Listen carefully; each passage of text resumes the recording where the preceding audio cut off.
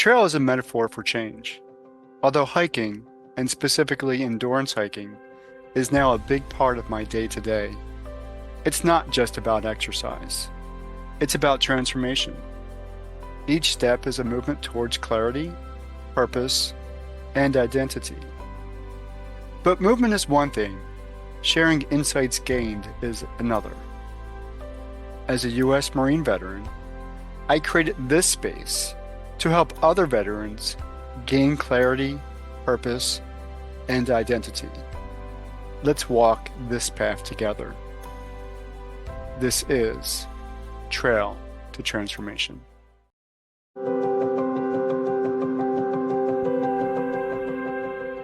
Most people aren't broken, they're just dysregulated.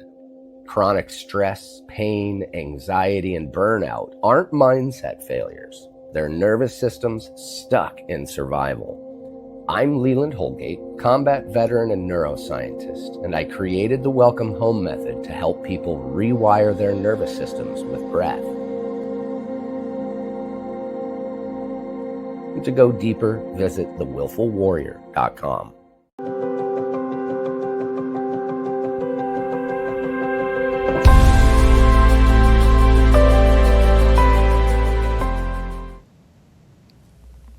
Hey, welcome back, everybody. Of course, my name is Dr. Keith McNally, and this is Laura Cross.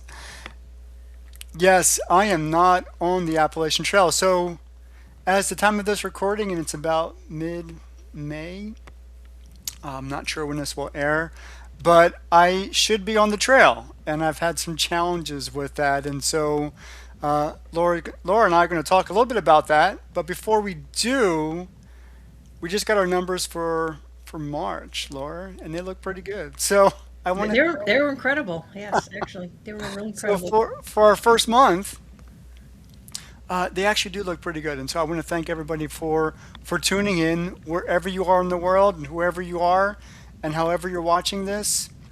My heart goes out to you. I really do appreciate it. We're going to continue the conversations. We want to continue the mission.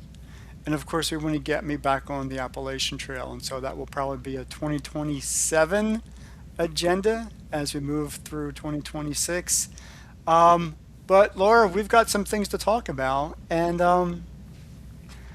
yes, we do. And I'm glad you decided to come on here because I think everybody needs to hear your challenges and what you came across, which were learning lessons because you've done this not once, but now twice now you've attempted the trail with every intention of doing it, but as you said, challenges came up. So maybe you can share with us a little bit about those challenges. And I do want to say I love the fact that you didn't just throw in the towel and say, I can't do this and I'm not doing this. You just know that you need to gear up better and do things better for next year. So you're not by any means giving up. But yeah, if you can share with us a little bit kind of what some of those challenges were that you came across. Yes, but I think a large part of me not giving up is you, because when I stopped the first time, I stopped. So to give context to our audience, I went out late March, so March 29th, 27th, 29th, somewhere in that frame. I stepped on the approach trail actually, Mekalola Falls, which gets you to Springer Mountain. And I did about 2 days. God help me, I did about 2 days. And there was just a lot of complications. And so it wasn't really about me not physically being able to hike up and down a mountain range. I could do that. I've done it before. I've done Grandfather Mountain and Profile Trail, Profile Loop, Callaway Peak in the Grandfather Mountain area. So I was familiar with the terrain itself and what it's going to look like, and climbing up 2,000 feet.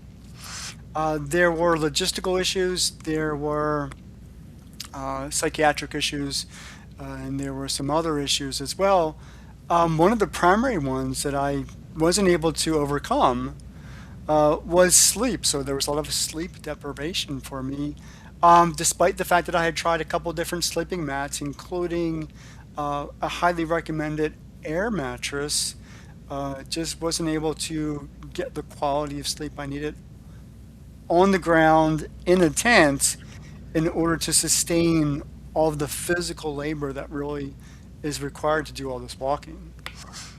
Yeah, and we know all know sleep is very essential. I mean, even regular day to day, but this is a lot of physical activity, so that sleep is of the utmost important. And I want to say, it.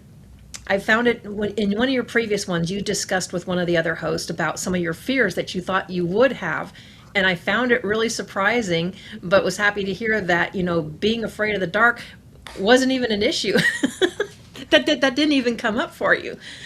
It did, and actually that was surprising for me because I even back home, I still have to say it. I still sleep with the bathroom light on, so I still sleep with a night light on. Um, yeah, it was. I think I had conversations with both Suzanne, who was filling in for me as host, and Michelle Ann Collins, who is also filling in as host. And I had two different conversations, and there were some very specific fears going in. And one of them was, how would I be able to sleep with no light? So we're talking about maybe just the moon and some stars, but no real light, and I wasn't going to burn my flashlight all night long. That wouldn't have been wise, just to conserve battery power. But of all the fears, that was not something that I was challenged with. Not that I did, Ashley was with me. And so some of her presence and her energy really did kind of help soothe that fear away that, because I'm expecting if there is an animal or something that's going to approach, she's quick to, just jump up and look around, even though, we're in a tent. If we were to hear something like a bear, or any other animal for that matter, um, I felt that she would have been able to alert me in enough time to do something appropriately, whether it be make noise, logically, or if there's something rummaging around out there. But that actually never did happen. So we were never, given the short time I was out there, never approached by a bear. Um, Not many wild animals other than your favorite, and I'm being facetious. Um, we did see a snake or two, and so other than that, there wasn't any real environmental challenges in that manner. So I'm very happy for that. Yeah. So, what are some of the things that you feel that you learned, or or can maybe you can explain to people a little bit, kind of how you were feeling during this time of trying to, complete it, but then not being able to complete it, making that decision to come back home. Maybe you can help explain some of that to people, what was going through your mind. So the first time out there, like end of March, I step on the trail and and I'm on the trail and I'm nauseous. So it's literally day zero or like day one. I'm not even at Springer Mountain. I'm nauseous. I didn't eat breakfast. All that first time jitters kind of thing. So that didn't help me out. By lunchtime, I still wasn't hungry, but I did eat some trail mix. And by the time it got to climbing up Springer Mountain, my body had already given out. And so physically, I was just exhausted. There really wasn't any gas left in the tank. I did literally, I go in there with a trail name of Soldier, and by the time I'm getting that far, I feel like I'm an old man and a dog. And so, I literally, changed my trail name within a day. But the environment itself, there are people out there, and there's going to be section hikers, and there's going to be day hikers, and there were a couple of intentional through hikers, whether they were wannabe or this is their second time or more through. There were people out there. But even in that, I'm hiking my own trail. I'm walking my own path, basically. And that, for me, that means I'm not with a partner other than Ashley. And of course, she's my service dog. She's my trail companion. And I walk slow. And so with Ashley and with my own pace, I'm really doing my own hike. And so there aren't too many people to talk to. There aren't any, friends to make out there. And one of the things that I wanted to be able to do, hopefully, and this is, again, this is one of the identified fears, is I wanted to belong to the community of thru hikers along the Appalachian Trail. I wanted to be able to complete it. I wanted to feel like I belonged to a group. And I say that because historically, my history is that has been the case. And so, even as a Marine and then going through college and then master's level school and doctorate level school, I was never able to find myself a place, a group of people to belong to. And so was another attempt for me to do that, and that never happened. It didn't happen even in the short time I was there. It didn't happen. Of course, I didn't complete it, and I don't think even if I were to complete it in 2027 next year, I don't think it's important anymore for me to belong to the group as to be a part of the community. What I found for myself was I'm okay being who I am. So I'm okay walking with Ashley. I'm okay walking at a slower pace. I'm okay not having completed it because there were a lot of lessons learned. So there was a lot of things that since I came off the trail, and now it's been about a week or so after my second attempt, was that how things are really okay. And I've said it a couple of times. For me, it's what's going on inside of here, my heart, and what's going on inside of here, my head, that says, okay, things didn't go exactly as planned. Initially, I did say, I failed at this. I didn't call myself a failure, but like I said earlier, I was ready to give up. Now, a lot of that has to do with, sleep deprivation, just not having the right energy, the food energy, the voices in my head. It was so quiet out there. The voices in my head became more prominent, and we'll just keep it at that. So there were a lot of, like I said, multiple types of challenges that I really wanted to overcome and just wasn't able to do it this time. And I think the lack of sleep really amplified all of the other problems that I had, making it extremely difficult to kind of do any more than what I did. Yeah, I think you came a long way, and I think you learned probably the most important lessons, and that's that you don't need to compare yourself to anybody. And I'm proud of you. I'm hoping you're proud of yourself for what what you've done and what you have achieved, and that you're going to keep going, because I think we do that way too often, is we compare ourselves to other people or look what somebody else did and, say, oh, well, this isn't normal. That's not, there is no normal, it's what works for you. And it's no one's place to sit back and judge. I mean, how many people wouldn't even attempt that? There's always all these different levels. So I really think that's phenomenal. And I think you're going to be going even further now that you've come to that conclusion and that mindset. I think it'll help a lot. What I found, and so this was kind of the goal. The goal the first time this year was to push through, no matter what the challenge was, overcome it, even if it was going to tear me apart, hike to 2,200 miles, learn from it, learn the logistics, learn everything I could from it. Learn how to do it successfully, whatever that was. And there's a lot of logistical elements to this. So there is what to carry, what not to carry, what to wear, what not to wear, your pacing, type of food, how to replenish water. There's a whole lot of planning involved. And there's guidebooks. There's a Thru Hiker Companion. It's a guidebook that literally maps it out, elevation, where the next resupply is, where the next town is, and all those logistical planning elements. For somebody with challenges, psychiatric challenges, as myself, what my thought was, I can do this, and then all the sequential times that I do this, because again, this was legitimately what I wanted was to bring other people, maybe not for the entire hike, but every year using it as a fundraising event for the foundation. And I do want to talk about the foundation before we end this conversation, because we're up and running.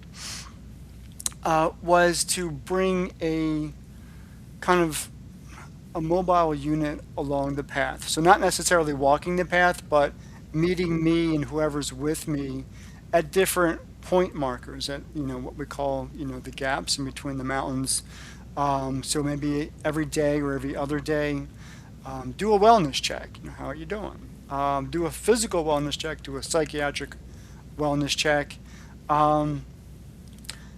I thought would have been a good thing, because I want this event to be a big thing, not just for me, but for veterans in general, and for veterans who do struggle with PTSD, psychosis, and have suicidal ideations. It's a way of re-engaging in life and re-engaging with nature that I think is absolutely necessary. What I found was that wouldn't be a good thing, having that mobile unit, tracking your path with you or with me.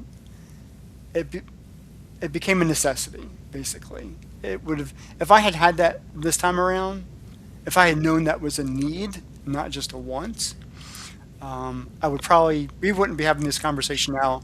I would still be out there, because there'd be somebody out there looking after me, looking after Ashley, making sure that if I can't sleep on the ground, I'm sleeping in a camper. Easy enough. I can get better sleep, which is very, very important. I would be able to have a good breakfast and a good dinner, right? Enough nutrients, enough good food in me to sustain all of the physical activity. Ashley too, right? Water was an issue. Even though it was purified and filtered, some of the stream water, and I tried two different filters, didn't always go well with my system.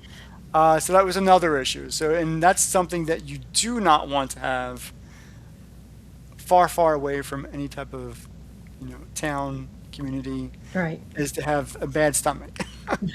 That doesn't go very well. Doesn't go very far. And that happened a couple of times.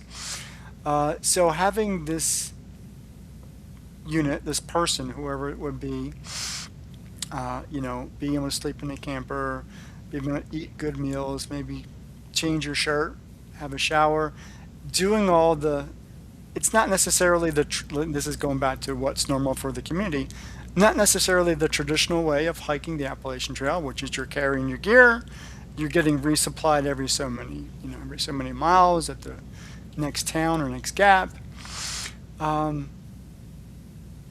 Having somebody that I'm going to meet would be a psychological advantage. Going, say, Ashley, today we're going, X number of miles, and and I'll just call it out because I already know it's there.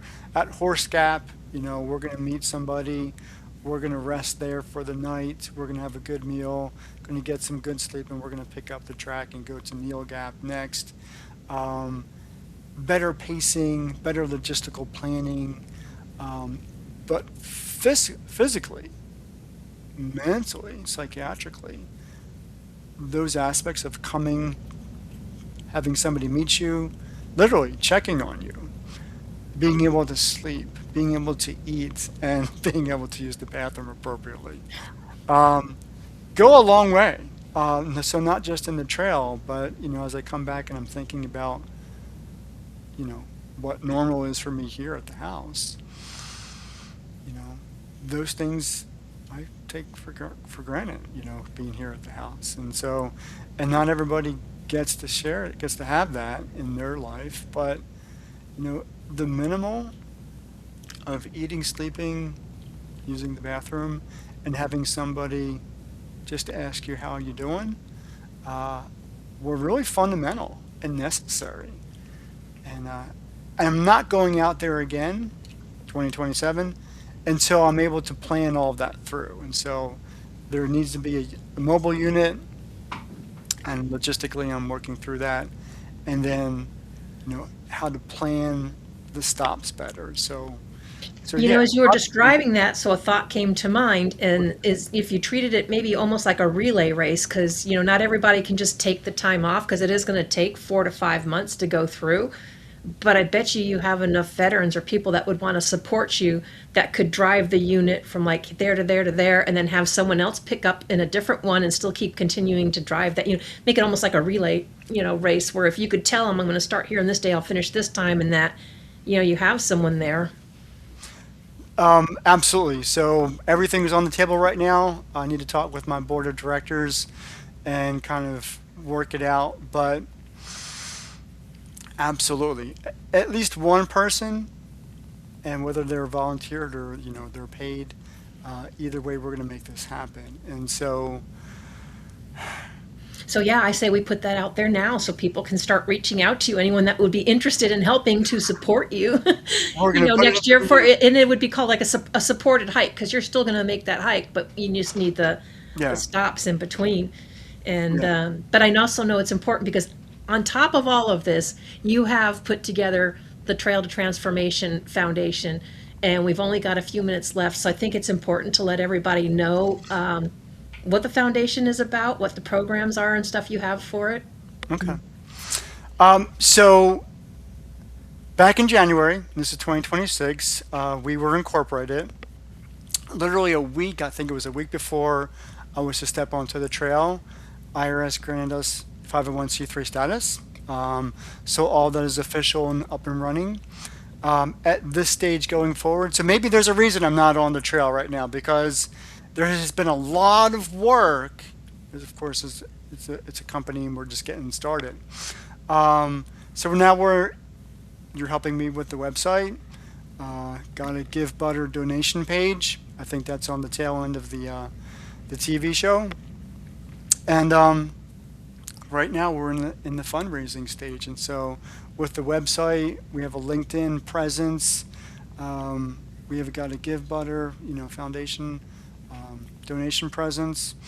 A lot of all the infrastructure elements are getting in place. And so basically the TV show is kind of the forefront of everything else we do. This is where the conversation starts.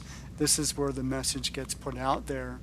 Hopefully as we go through 2026 and beyond, I'll be given opportunities to speak to different organizations about the struggles that veterans do have post-service, whether it's finding a job or all those other things, finding housing, maintaining steady and good relationships with people, and going further. Because if they don't do all that, just like I have struggled, when things go rock bottom, I tend to kind of lean towards, well, we need to end this. And that's not always the right way to go approaching life. And so finding value, finding meaning, finding purpose in life is so important.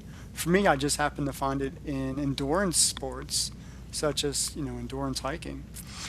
But now's the time to really kind of get the money in there and support people in nature-based programs, community support, however we can kind of help. And of course, the first thing we want to do is keep this TV show up and running, because this is the face of the foundation. Yeah, absolutely. And you are right. As the exit goes, they will have the QR code for the Give Butter for the foundation, and give you more information about the foundation. And yeah, I would encourage anyone to donate, contribute, or if you have ways or thoughts of contributing or how to help Keith make this happen next year, definitely reach out to him. I appreciate that. Best way to do that right now is on LinkedIn. Laura, thank you for your time, and we'll do this again. And as always, I will see you on the trail.